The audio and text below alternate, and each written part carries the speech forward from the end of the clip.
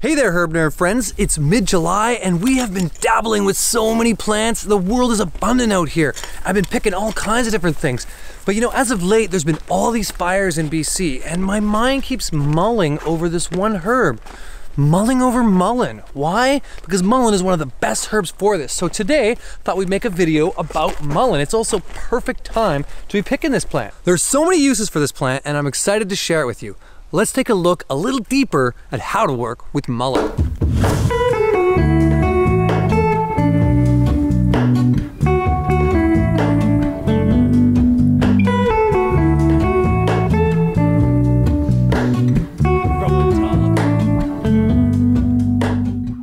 Mullein is super easy to identify, but let's make sure that we have the right plant first before we get started.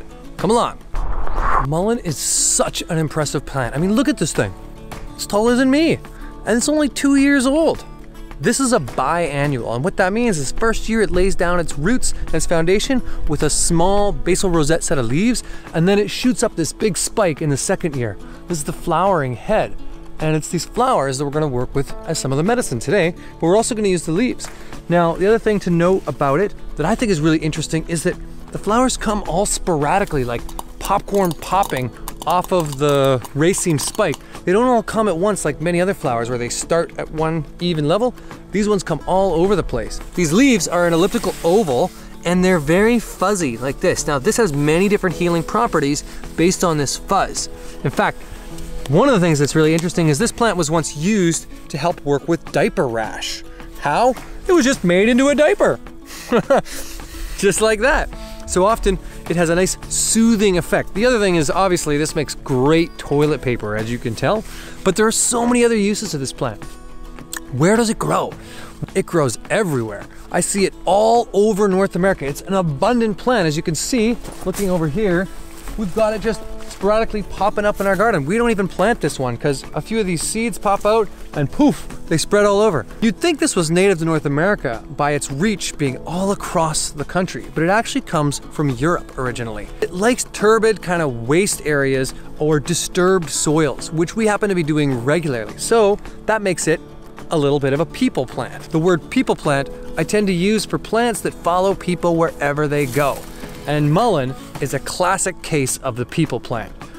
Mullein has a lot of different health benefits, and we're gonna talk a little bit about that and some of the folklore, history, ways in which it's been used, and some of the ways it can be used moving forward. Wow. I just love walking through the mullein jungle. It gets like this. Now there's some places in the Okanagan that I've seen enough mullein in one valley to feed 10 health food stores for years. It's amazing how abundant this plant has grown all over the place. And the thing that I think is the biggest reason I wanted to do a video about it today is that its main benefits are working with dry, inflamed, irritated bronchioles. Yes, the lungs, helping with that hack or that dry cough. Mullein was classically used for people who smoked too much or people who had a dry, irritated throat and lungs and that heat in the lung. Also, the doctrine of signature is that it grows in these hot, dry, arid places. I'd like to talk a little bit more about how to use the leaf and best ways to prepare it before we move on to the flowers. They say size doesn't matter, but you know, when you got mullein leaves like this, maybe size does matter. I mean, that's enough mullein there to help heal the lungs of 3, 4, 5, 6 people. We can make this into a tea really simply, but we can also make it into a poultice and we can make it into a fomentation. There's many other practical ways to work with mullein leaf. In fact, when dried, this was commonly used as a smoking mixture. We even have it in our herbal smoke blend from Harmonic Arts. But the idea is that mullein helps work with lung catarrh and moving that out of the body, helping clear the mucous membranes. Matthew Wood, one of my favorite herbalists, talks a little bit about how this little hair-like protrusions are similar to the cilia or the hair-like protrusions in the lining of the mucous membranes of the lungs. And what happens when we have a dry, hot, irritable cough is that those hairs get all worn down. So there's heat, things like smoking too much, or that kind of heat from a fire, or just that hacking dry cough, that gets worn down. And that's how mullein works in the lungs. Now, of course, this has been used way before his time for all kinds of tuberculosis, bronchitis, and deep lung congestion. working as an analgesic and antimicrobial in the lungs, but also helping with spasm in the lung tissue itself and helping move out and get clearer, cleaner mucus going and flowing in the body when it's dried up and hacky. So that's one way we'd use it, as a tea that way. But you can also make a tincture with these leaves. Very simple. For making a tea, I tend to take the leaf, dry it out whole, and then I rub it through screens. That way it breaks down into small pieces and I can use the small kind of tea cut as my tea. Really easy to do. This midrib takes a bit of time to dry, so sometimes I just peel it right off the midrib and leave the midrib alone and just take these big, long leaves. One thing I wanted to mention about the mullein is there is no counterindications, but I've found if you don't strain your tea properly and you get a little bit in your throat, it has all these little hairs, can be quite irritating to the throat. So it's good to make sure you strain the tea properly if you're drinking mullein as tea.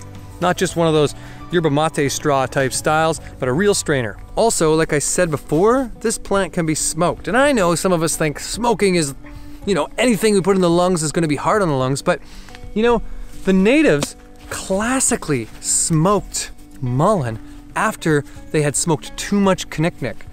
After too much of some other kind of tobacco or marijuana maybe has been smoked, mullein can be one of those great things to help soothe the lungs. Now when we're doing this, we might add some coltsfoot to it. That's another great herb that's also soothing and has those demulcent, emollient kind of properties that the mullein does, soothing to any inflamed, irritated tissues. So you could smoke this plant. Instead of smoking it like a cigarette, I would suggest smudging it and breathing that in a little bit. So that way it's in your environment and you're not having to chuff it back. But you choose.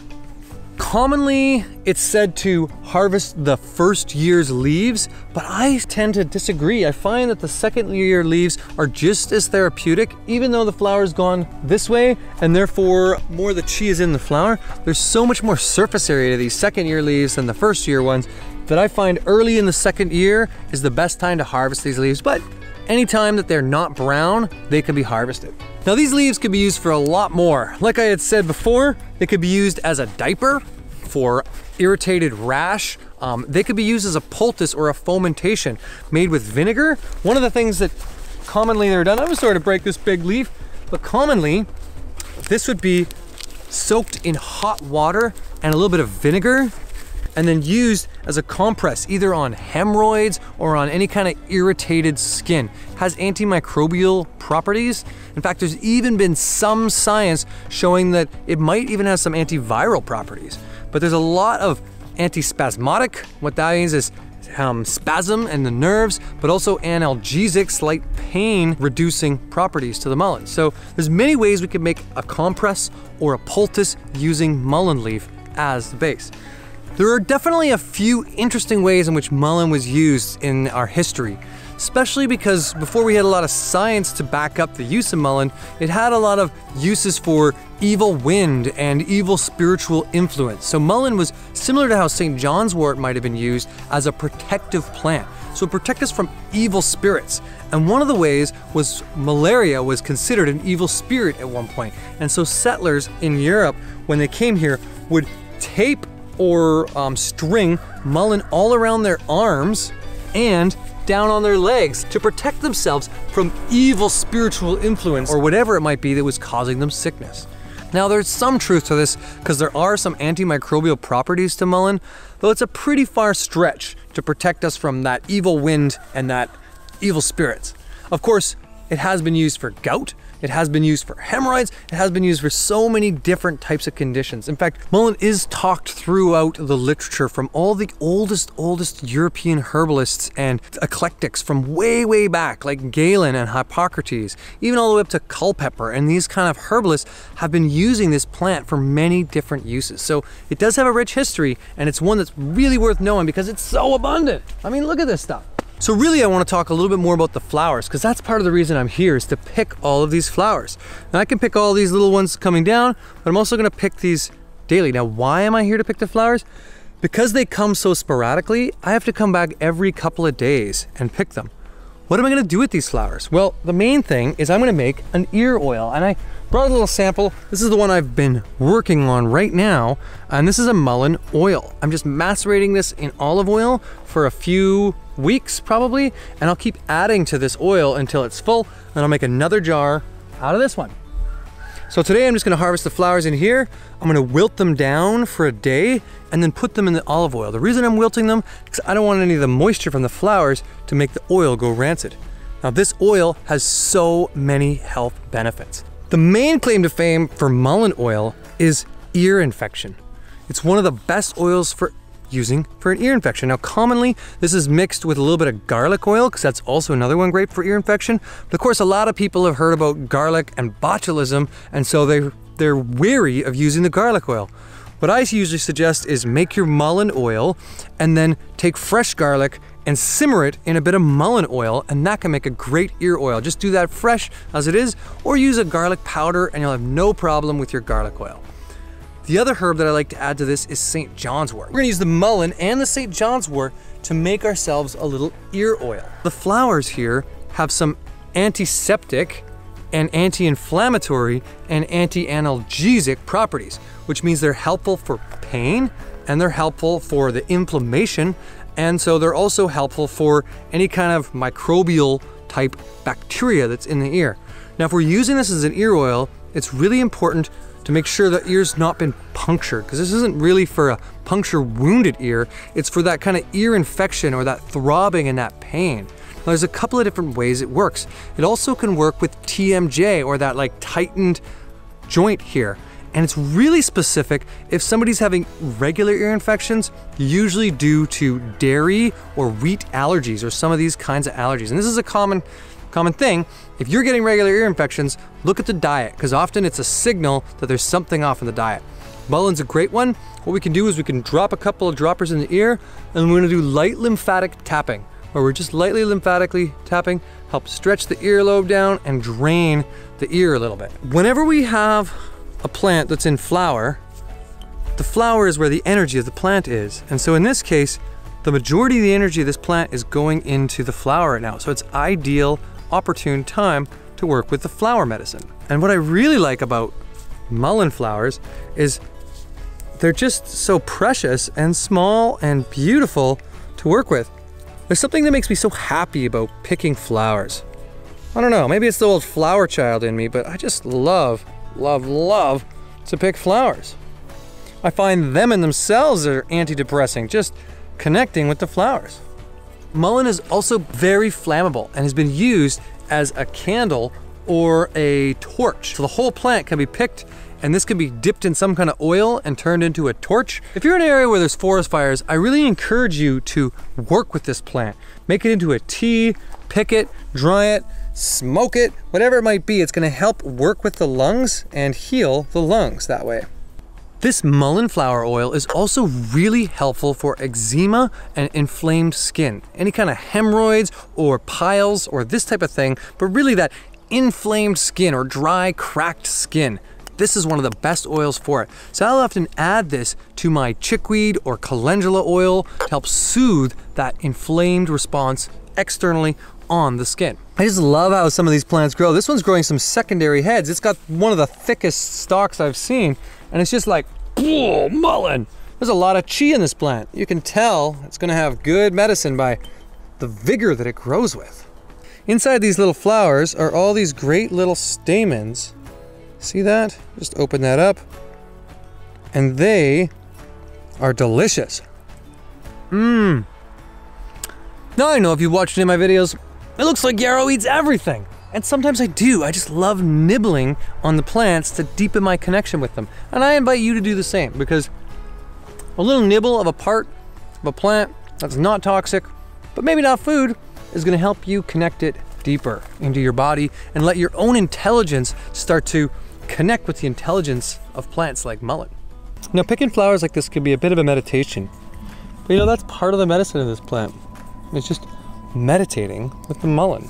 Personally, this was one of the first plants that really helped me with a deep lung infection that I had, and I grew a lot of respect for it because, you know, I was hacking up a lung, and you know, my mom made me some mullein tea, and this was one of the best ones that I ever had. Now, it was way better than the horehound tea, I'll tell you that.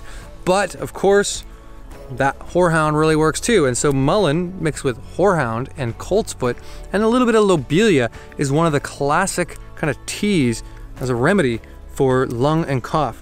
We also add it to some more antispasmodic lung herbs like the blue vervain and the motherwort. Those kind of like lung nerve herbs can be helpful too for that type of cough. We've got all these nice big mulleins, but there's one there that's just fallen down. I want to take this whole one up. The root of mullein was also used as a medicine. Wow. The smell is so strong. The root, though not commonly used nowadays, was often used as a decoction where they lightly simmer the root down. That simmered root would then be added with like a cotton cloth or a diaper of some form and patted onto those hemorrhoids and boils and this kind of stuff. But it was also drank for a tea for dropsy and uterus issues, abdominal pain, and also cancer. This was one of those roots that was commonly used for cancer. Now, I don't know where the science is to prove this or provide that, but it is interesting that this was considered one of the stronger parts of the mullein for some of the more deep down issues. And you could try it. In fact, I'm gonna take these roots home and try it because I've never tried mullein root. The flower essence of mullein is a powerful one. Now, this flower essence is for connecting deeper to source and to getting in alignment with your divine self. So if you're feeling like you're being dishonest with yourself or telling lies or not living in full integrity, mullein flower essence is going to be one of the perfect essences for you. In fact, it's good for a lot of people in the modern world because commonly we find ourselves compromising our inner values for an external environment that we find ourselves in. And this is where getting in alignment can be a powerful, powerful health ally. So mullein flower essence is simple. We'll do the same thing I've been doing today, where I'm harvesting these flowers, but then we'll put them into a bowl of distilled water. Cover the surface with the water and allow sun to shine through the water for 4 hours. We'll then pull this off and we'll fix it. And what I mean by fix it is we'll add alcohol to it to fix the energetics. And the energetics of that water are that mother flower essence. Now we take a couple drops of this, put it in another bottle of water, take a couple drops of that, put it in another bottle of water, and that vibrational medicine gets more potent. And then that becomes a wonderful flower essence. Mullein is one of those great ones, but there's so many other herbs that can be worked with in flower essences. So I'm picking mullein flowers today right now, but you know, you can do a lot of different herbalism at once. Like right now I'm picking these flowers, but afterwards the St. John's wort is ready. And if you look back there, all those calendula flowers are ready. So commonly when it comes to herbal pharmacy, it's nice to get a few different things going at once so we're doubling up on the processes. So I recommend you look for other plants that might be useful as an oil when you're making your mullein flower oil. Of course, it helps to be in an herb garden. It helps to be in an herb garden. I'm having so much fun picking mullein with you today. Thank you for joining me.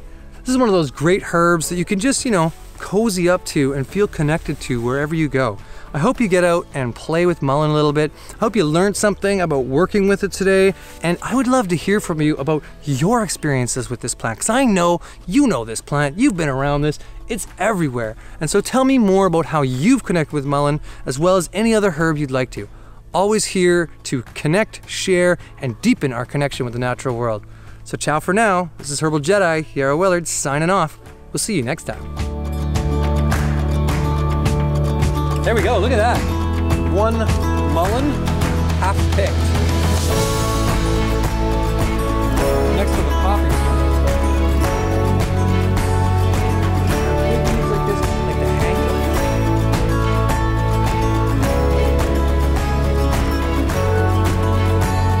It's gonna keep us healing and jeeling and wheeling, because I'm everywhere.